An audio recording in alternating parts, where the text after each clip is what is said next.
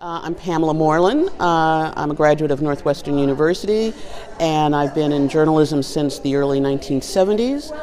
One of my first jobs was at the Pasadena Star-News.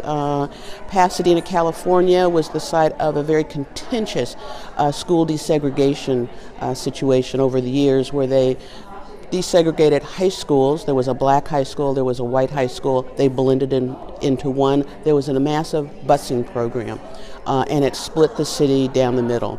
So when I came to the Star-News as the night police reporter, part of the reason I took the job was that I was promised to become the education reporter once the education reporter left, and they told me that was going to happen very soon.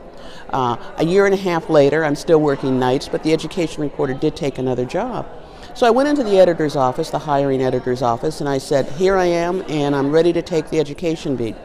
And he stopped and just said, well, we'll have to consider it, we're going to search. And I said, no, you said that when I took this job that I would be up for the education reporter's job next when the education reporter left.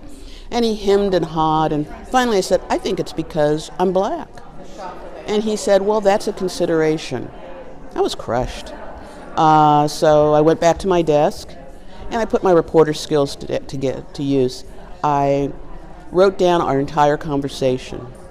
Then I went and I told a friend in the newsroom what had happened.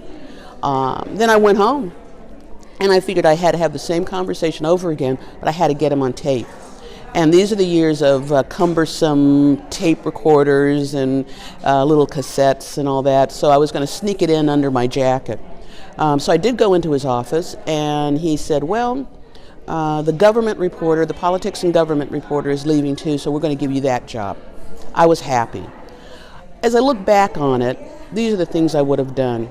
When I got hired, I should have asked for an offer letter, which stated what my salary was going to be, what my job was going to be, and anything else that was promised, such as promotion to the next level of a beat. So that was written down, and everybody was on the same page going forward. The note that I wrote to myself, I should have put that in the U.S. Postal Service letter, dropped it in a mailbox so that it would have been dated and stamped. So if I did have to go to an attorney, at least I would have this in my hand and show this exactly happened on the day and the time, and it was fresh in my mind when I wrote this. And I'm very happy that I told somebody else, because a lot of situations like this are he said, she said, boss says, employee says. You need somebody to corroborate at the time and the place. Yes, they complained to me about it.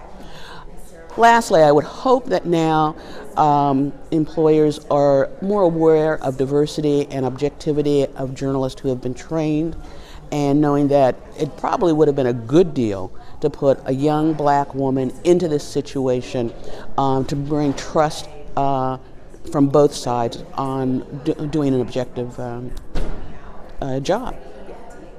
Young people of color bring new and fresh eyes to different stories. Stories that aren't told are often missed by their bosses. So it's so important if you're going to have coverage of the entire community.